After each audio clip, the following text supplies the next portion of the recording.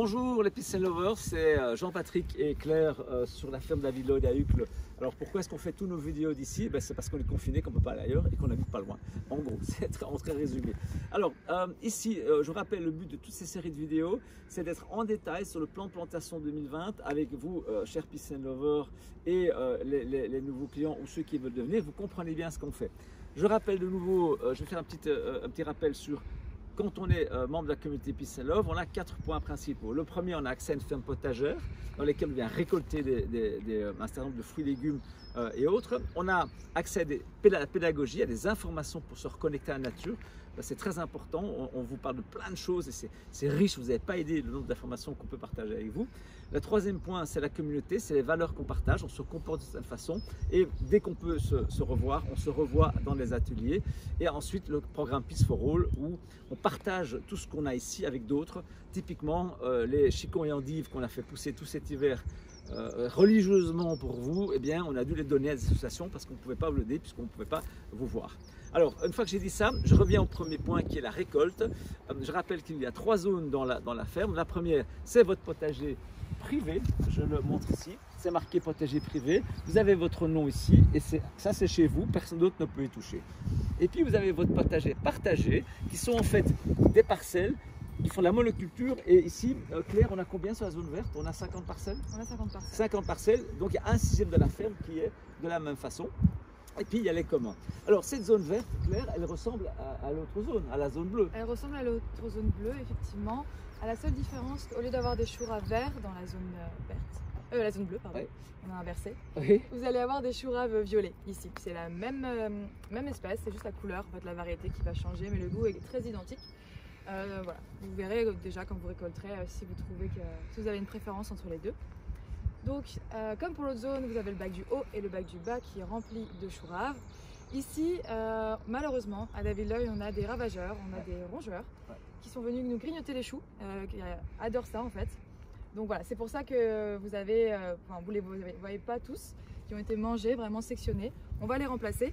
Mais il y aura certainement un petit décalage dans les récoltes, c'est-à-dire que certains choux vont être récoltés au début, d'autres vont mettre un peu plus de temps puisqu'il va falloir qu'on les replante. Mais vous inquiétez pas, vous en aurez. Et ça c'est à David Lloyd parce qu'on a à côté la forêt et que c'est normal, c'est la nature. La faune nature. Il y en a moins à Domus. Ça c'est clair, elles sont toutes plantées, elles poussent bien.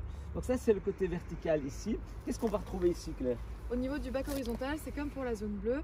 En fait, on a commencé par des carottes qui n'ont pas encore levé ou qui ne vont peut-être pas lever puisqu'on a eu du gel, mais on va les ressemer dans ce cas-là. Donc vous aurez de toute façon des carottes, il n'y a pas de souci.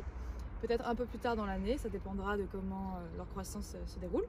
Et par la suite, on va remplacer par des tomates. Donc dans un premier temps, en fait, on va remplir ici de choux-raves. Les tomates vont être plantées, vont grandir. Et au moment où les tomates vont arriver à peu près dans cette zone, en fait, il s'avère que les choux-raves seront prêts à être récoltés, donc vous les aurez récoltés, il en restera peut-être plus que quelques-uns. Et les tomates vont continuer de grandir. On ne remplacera pas ces trous par autre chose pour laisser les tomates grandir. Et elles vont se développer et arriver tout en haut de la parcelle. C'est une année à tomates, hein. Vous avez vu, comme vous avez écouté, on vous a demandé quel était votre légume préféré, vous avez répondu les tomates. Donc je crois qu'on a doublé en fait sur l'ensemble de la ferme le nombre de tomates qui sont présentes, qui vous permettra une récolte de tomates. Alors oui, évidemment, vous allez me dire, oui, mais on n'en a pas eu beaucoup l'année passée. Oui, l'année passée était une année difficile pour les tomates. Donc là, malheureusement, c'est la première année depuis qu'on fait Peace and Love que les tomates étaient compliquées. Certaines fermes, ça a très bien été. Ici, David Lloyd, on a eu des gros soucis avec les plans dès le départ et puis avec la météo. On fait notre mieux pour que ça n'arrive plus et on espère qu'on va vraiment y arriver cette année. De nouveau ici sur les tomates, on l'a expliqué dans l'autre vidéo, ils sont à port indéterminé, donc elles vont grandir et elles vont... Alors quelle sorte de tomates tu as choisi pour celle-là? Tu te souviens? Pour les tomates déterminées, ce sont des défiants F1 de chez Vols. Ouais. Pour les tomates du bas, on a différents types de variétés. Donc là, c'est tomates rouges classiques, tomates cerises.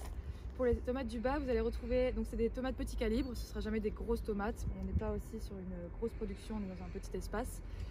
Vous allez avoir des tomates de différentes couleurs, des tomates oranges, des tomates noires. Ne vous inquiétez pas, elles sont très bonnes, mais elles sont noires, des noires de crimée. Et des tomates plus classiques, des tomates rouges. Donc on a des variétés anciennes aussi. Et on sait que c'est compliqué pour vous parce qu'on voit que quand les tomates ne sont pas rouges, vous n'osez pas toujours les récolter. Donc lisez nos mails, regardez nos photos, on vous en parle. On termine par notre classique du bas. Le classique du bas, c'est toujours la même chose, c'est-à-dire que c'est la même chose que le côté privé. Vous allez retrouver dans un premier temps des épinards ou de la mizuna. Ensuite, on va changer avec de la laitue au cours de l'année, pendant le printemps. Et au milieu de l'été, vous allez avoir de la tétragone qui va faire tout le reste de la saison. Et comme on a 300 parcelles avec recto verso, donc on a 600 faces comme ça, exact. Ça veut dire que quand on vous dit qu'il y a l'épinard, ça veut dire qu'il y a 2400 plants d'épinards plantés sur la ferme David Lloyd. Ça a été très long à planter d'ailleurs. Voilà, donc ça veut dire que j'espère que vous aimez les épinards. À propos, une petite anecdote, on dit toujours que les épinards c'est plein de fer. Est-ce que vous savez que c'est pas du tout vrai? C'est qu'il n'y a pas plus de fer dans une autre feuille. C'est une erreur qui date d'il y a à peu près 100 ans. Quelqu'un qui a écrit s'est trompé d'une virgule et du coup on a traîné ça, cette information pendant des 100 ans en pensant que l'épinard était une plante qui était particulièrement riche en fer. C'est une erreur de retranscription. C'est super drôle comme explication, je trouve, mais c'est vrai. Donc Popeye, épinard et tout, non, c'est pas vrai. Mais par contre, il y a plein de bénéfices à manger l'épinard, mais pas forcément du fer. Ça reste un légume feuille. Par contre, dans le persil, c'est une plante qui est riche en fer, plus que l'épinard. Voilà. Donc petite information pour vous. On a terminé avec la zone verte et on vous voit la semaine prochaine ou la prochaine vidéo avec la prochaine zone.